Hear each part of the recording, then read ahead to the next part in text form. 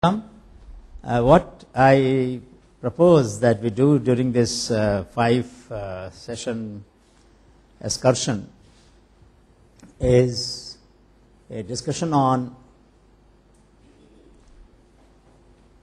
how we know. And the process of knowing is not something new. It has been going on for centuries, millennia, thousands of years. But not everything that we know generates feelings. But if it did, life would be miserable, isn't it? If we started feeling responsible for every act of knowledge that we acquire, either we will become helpless, we will feel helpless, or we will become hyperactive. And therefore, some people believe that if there was no schizophrenia, we should have invented it, because an element of schizophrenia in all of us keeps us sane. So-called sanity that we talk about is nothing but a creation of schizophrenia. In other words, disconnect between reality as it exists and reality as we see it or know it. If it goes beyond a limit, we consult a doctor. If it is too little, what happens then? What happens if it is too little? If schizophrenia is too little, if everything which is happening around us is felt, what will happen?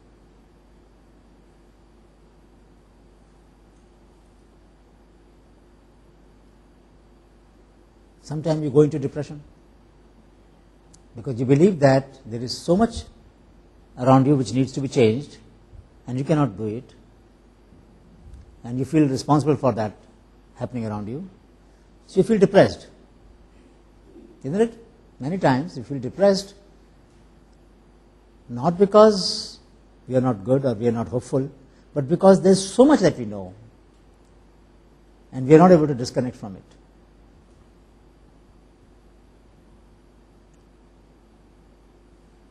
One of the problems that has been asked for a long time is that out of all that we know probably so much. We feel about this much. And we do or act only on this much, isn't it?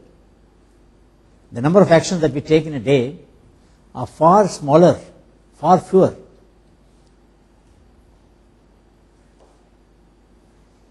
compared to the feelings that are generated in the mind, which is a subset of all the knowledge that we acquire in our everyday discourse, everyday life.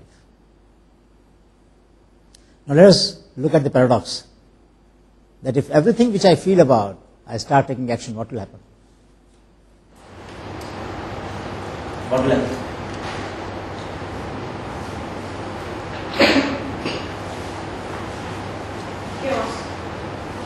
Chaos. Why? Because if you don't have a focus and you are thinking about so many things and you are feeling about everything and there are very little chances that you will be able to materialize those things. So what happens then? There is a lot of mental thing that goes on. I mean, it disturbs a lot.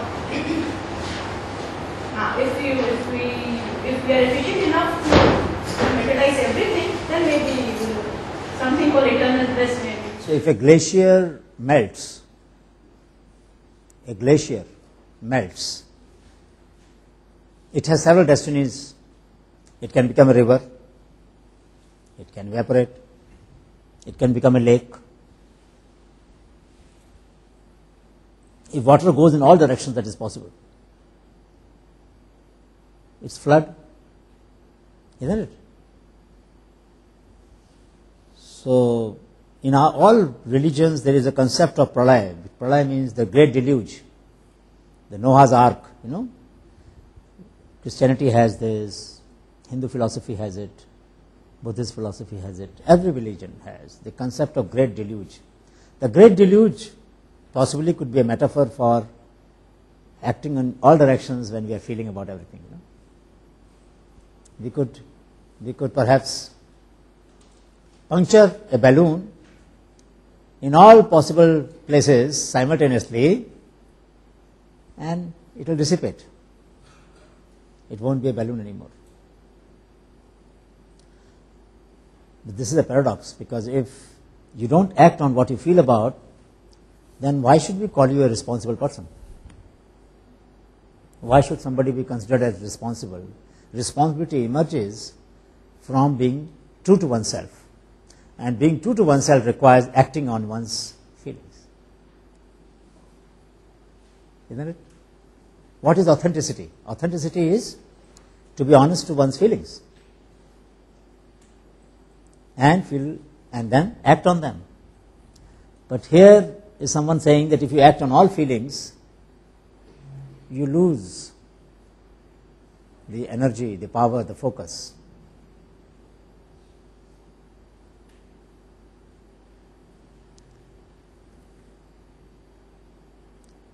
Therefore, is the problem with focus? Are we too focused? Do we need to be focused? First, the question is that how much focus should we be? So there is a story of Mahabharata. Many of you must have heard about. Our foreign friend may not have heard, but it needs to be reinterpreted. So there was a teacher, Dronacharya, who took his 5 disciples for a test. And the test was of archery. So on a tree, he hung a wooden bird.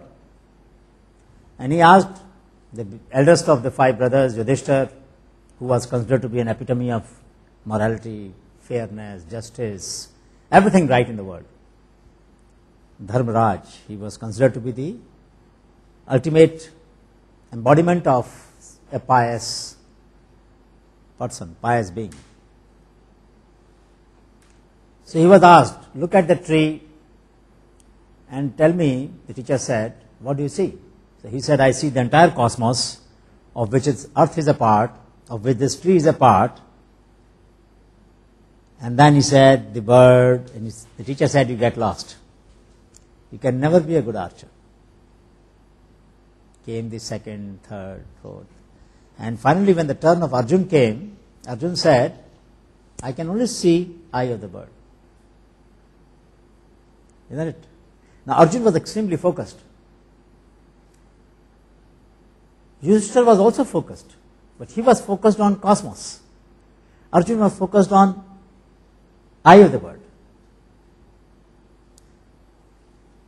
In the knowledge systems, if we had only Arjuns, then we will know a great deal about small bits. But we also need someone who will connect them, who sees the big picture. And I think the world today, there is a crisis in every discipline, and I will share with you examples of medicine, engineering, philosophy, agriculture. Every discipline is facing this problem, that we become far too focused on a part. And the breed of beings who can interconnect them is getting lost. In organizations also it is happening, that we are far too focused on what I am trying to teach, what I am trying to learn, what I am trying to work, and the connections between different components, those connections are not getting organized. So if we didn't have someone who is a cosmologist like Yudhishthira was, then nobody would know about what is called as butterfly effect. Some of you have heard about butterfly effect? Have you heard about butterfly effect? No? In the theory of chaos, you say that if a butterfly flutters its wings in China, there could be a storm in US, the multiplier effect of the action. So we all know that, among other things, the temperature in the Pacific Sea, what is it called? El Nino, influences one of the parameters of weather in India. Temperature in Pacific waters. So we are getting evidence more and more of connectedness, but our mind is not willing to accept. our mind would like to believe that if I start looking at and understanding every part of a system, then I will become very responsible. I will feel a great deal of responsibility. I will not be able to act on the feelings, so I will become unauthentic. I will become an alienated person. So one of the things that we want to do is to understand in this course as to how the problem of alienation, which is a serious problem today, in every profession, in every house, in every family, we find people alienated, sometimes from each other, sometimes from their moorings, a serious problem of alienation. It seems that there is a fear of intimacy. Now, Kamal, I don't know whether how will you react to this concept, this possibility of fear of intimacy? You think it's possible? Sir, I was spent in Mumbai where people don't even know their neighbors that much. So, at times perhaps even within friends, there are some boundaries which people don't tend to cross on. Maybe that is what we are looking something for. Also in relationships, because of giving one space. It seems that one of the greatest fear of modern time is intimacy, because it brings about a sense of responsibility. Intimacy without expectations is not a problem. That's the problem. That is the problem. We expect a lot from the Exactly. people who are intimate. That is the problem. Because the problem is intimacy brings focus. It narrows down the realm of what we need to know. And we are discussing the problems of boundaries. We began from the point that if Yudhishthira has to be intimate, as he was, then when he went to the heaven, he went with a dog. And the dog was allowed to enter. And not he, because of his intimacies.